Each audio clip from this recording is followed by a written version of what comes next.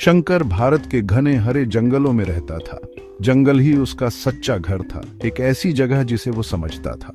वो हर पुराने पेड़ को उसके टच से पहचानता था और हर टेढ़े मेढ़े रास्ते को दिल से जानता था। रंग बिरंगे बर्ड्स उसके लिए सुबह के गाने गाते थे और जंगल के शर्मीले एनिमल्स उस पर पूरा भरोसा करते थे। वो हवा की धीमी फुसफुसाहट समझ सकता था और सुनहरी सनलाइट जैसे सिर्फ उसी के लिए पत्तों से छनकर आती थी। फॉरेस्ट के साथ उसका कनेक्शन बहुत गहरा और अटूट था। शंकर को वहां कभी लोनलीनेस महसूस नहीं हुआ। सरसराते पत्ते उसके हंसमुख कंपेनियंस जैसे थे और साफ बहती नदी उसकी सबसे पुरानी फ्रेंड थी। वो हर क्रीचर के लिए, चाहे छोटा हो या बड़ा, बहुत रिस्पेक्ट रखता था और फॉरेस्ट की देन से सिर्फ उतना ही लेता था जितनी उसे सच में जरूरत होती थी। वो हमेशा जंगल को वापस देने के तरीके ढूंढता था, नए छोटे सैपलिंग्स ध्यान से लगाता था और गिरी हुई टहनियों से रुकी हुई स्ट्रीम्स को मेहनत से साफ करता था। शंकर ने कई चीजें सीधे फॉरेस्ट से ही सीखी। उसके समझदार पिता ने उसे कुछ पुराना नॉलेज सिखाया था, लेकिन पेड़ और जानवर उसके सबसे बड़े टीचर्स थे। वो ध्यान से देखता था कि कैसे शरारती मंकीज पके रसीले फ्रूट्स ढूंढते हैं और कैसे तेज डियर चालाकी से किसी भी डेंजर से बचते हैं। उसने सीखा कि कौन से जंगली प्लांट्स खाने के लिए अच्छे और सेफ हैं और कौन सी रंगीन बेरीज मीठी हैं और किन से बचना चाहिए। फॉरेस्ट ने अपने सारे छुपे हुए सीक्रेट्स उसके साथ खुशी खुशी शेयर किए। शंकर का दिल बहुत नरम और दयालु था। वो घने पेड़ों के बीच एक फुसफुसाहट की तरह चलता था, हमेशा इस बात का ध्यान रखता कि सोते हुए एनिमल्स को डिस्टर्ब न करे। वो अक्सर घंटों तक कल कल करती रिवर के किनारे चुपचाप बैठा रहता, ठंडे पानी में तैरती चांदी जैसी फिश को देखता और शाम को फ्रॉग्स का कोरस सुनता। फॉरेस्ट उसकी आत्मा के लिए पीस का एक ठिकाना था। उसका हार्ट हमेशा जंगल की गहरी शांति से भरा रहता था। वो सचमुच उस शानदार फॉरेस्ट के साथ एक हो गया था। एक धूप वाली दोपहर में शंकर ने एक हल्की उदास आवाज सुनी। वो एक छोटी सी क्राई थी, अर्जेंट हेल्प के लिए एक पुकार। वो उस दुख भरी साउंड के पीछे ध्यान से गया और ऐसा लगा कि वो पास की एक घनी उलझी हुई बुश से आ रही है। उसने धीरे से झाड़ी के हरे लीव्स हटाए और वहां उसने एक छोटा डरा हुआ कैपुचिन मंकी देखा। छोटा मंकी बुरी तरह फंसा हुआ था और स्ट्रगल कर रहा था। एक तेज कांटेदार वाइन उसके छोटे से लेग में कसकर लिपटी हुई थी। वो बहुत स्केर्ड और बहुत ज्यादा वीक लग रहा था। शंकर ने मंकी से धीमी हिम्मत देने वाली वॉइस में बात की। उस छोटे क्रीचर से कहा कि वो उससे डरे नहीं। उसने बहुत ध्यान से उस बेरहम वाइन को अनटैंगल करना शुरू किया। मंकी अपने लेग के पेन से थोड़ा सिसका, लेकिन शंकर अपने हाथों से बहुत ही जेंटल था। आखिरकार उसने उस छोटे कांपते हुए लेग को कांटों से आजाद कर दिया और मंकी ने अपनी बड़ी क्यूरियस भूरी आंखों से उसे देखा। वो बहुत छोटा मंकी था जो बिल्कुल अकेला लग रहा था। शंकर ने उसका नाम केशव रखने का डिसाइड किया। शंकर केशव को प्यार से अपनी साधारण हट में वापस ले गया। उसने केशव के इंजर्ड लेग को ठंडे पानी से धीरे से साफ किया और बैंडेज के लिए कुछ नरम हीलिंग लीव्स ढूंढे।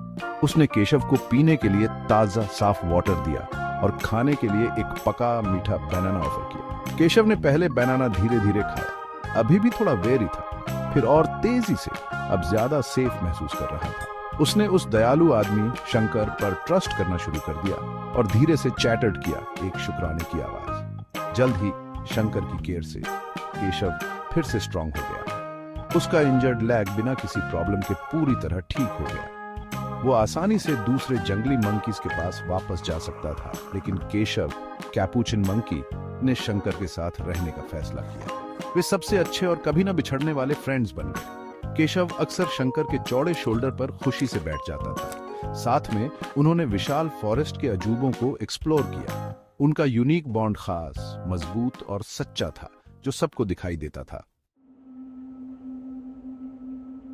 हरे भरे फॉरेस्ट में लाइफ बहुत अच्छी थी। शंकर और उसका कंपेनियन केशव एक्सप्लोरिंग करते हुए अपने दिन बिताते थे। केशव मंकी कमाल का क्लेवर और क्विक था। वो अक्सर शंकर को सबसे मीठे छुपे हुए मैंगोज ढूंढने में हेल्प करता था और अगर पास में कोई चुपचाप स्नेक्स होता तो शंकर को वार्न करता था। बदले में शंकर केशव को कई नई और यूजफुल चीजें सिखाता था। वे बिना किसी वर्ड्स के एक दूसरे को पूरी तरह समझते थे। उनकी शेयर्ड फ्रेंडशिप खुशी का एक कांस्टेंट सोर्स थी। फैला हुआ जंगल उनका खूबसूरत शेयर्ड प्लेग्राउंड था। फिर एक दिन फॉरेस्ट पर एक काला साया पड़ गया। एक अजीब और अनजान सिकनेस तेजी से फैलने लगी। खुशमिजाज बर्ड्स ने अपने खुश सुरीले सॉन्ग्स गाना बंद कर दिया। आमतौर पर एनर्जेटिक डियर थके हुए, उदास और वीक दिख रहे थे। फॉरेस्ट के कुछ एनिमल्स लेट गए और दुख की बात है कि उठे नहीं। एक खामोश डरावना डर चुपके से ऊंचे पेड़ों के बीच फैल गया। जंगल का खिला हुआ हेल्थी हरा रंग फीका पड़ता दिखा। शंकर के दिल में एक गहरी परेशान करने वाली चिंता बढ़ने लगी। शंकर ने अपने चारों ओर फैली हुई तकलीफ देखी। उसके प्यारे एनिमल फ्रेंड्स साफ तौर पर बहुत पेन में थे। उसने नेचर से अपने सभी यूजुअल भरोसेमंद नुस्खे आजमाए, उन खास हर्ब्स का इस्तेमाल किया जिन्हें वो बहुत पहले से जानता था। लेकिन यह नई सिकनेस बहुत डिफरेंट और पावरफुल थी। यह स्ट्रॉन्ग, रिलेंटलेस और खतरनाक रूप से डेडली थी।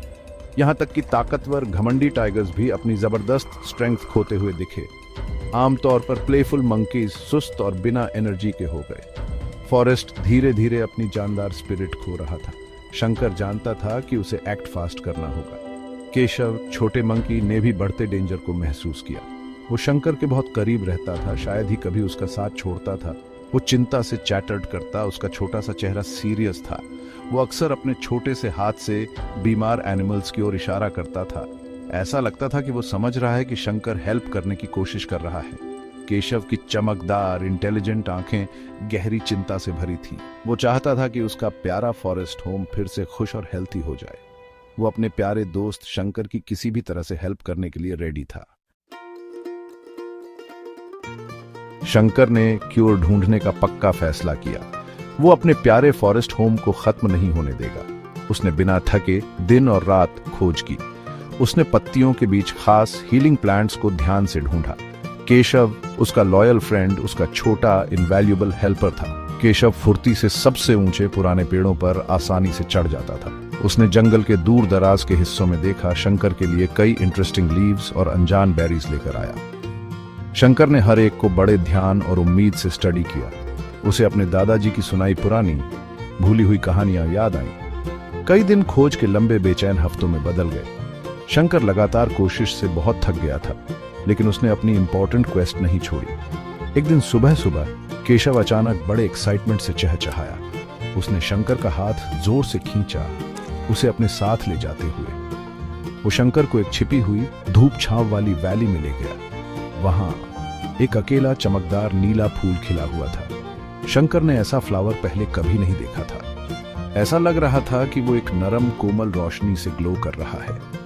शंकर के थके हुए दिल में उम्मीद की एक लहर दौड़ गई। शंकर ने आदर के साथ उस यूनिक नीले फूल को धीरे से तोड़ा। वो उसे ध्यान से अपनी छोटी इंतजार करती हट में वापस ले गया। उसने बहुत बारीकी से उसकी नाजुक चमकीली पंखुड़ियों को पीसा और उन्हें नदी के साफ शुद्ध झरने के पानी के साथ मिलाया। उसने इस मिक्सचर से एक खास असरदार मेडिसिन बनाई। उसने पहले एक छोटी डोज एक बीमार कमजोर स्क्विरल को दी। केशव बेचैन बिना पलक झपकाए आंखों से देख रहा था। धीरे धीरे, बहुत धीरे धीरे छोटी स्क्विरल हिलने लगी। उसकी आंखें ज्यादा चमकदार और अलर्ट हो गईं। मेडिसिन कमाल का काम कर रही थी। शंकर और केशव ने तब से बिना थके साथ काम किया। उन्होंने सभी बीमार एनिमल्स को हीलिंग मेडिसिन दी। धीरे धीरे लेकिन पक्के तौर पर फॉरेस्ट खुद को ठीक करने लगा। बर्ड्स ने एक बार फिर अपने खुशी भरे गाने गाना शुरू कर दिए। डियर फिर से पेड़ों के बीच खेलने कूदने लगे। भयानक सिकनेस आखिरकार उनके घर से चली गई थी। पास के गांवों के लोगों ने शंकर के काम के बारे में सुना। उन्होंने उसे जंगल का सच्चा हीरो कहा। उन्होंने गानों और तोहफों से उसका सम्मान किया।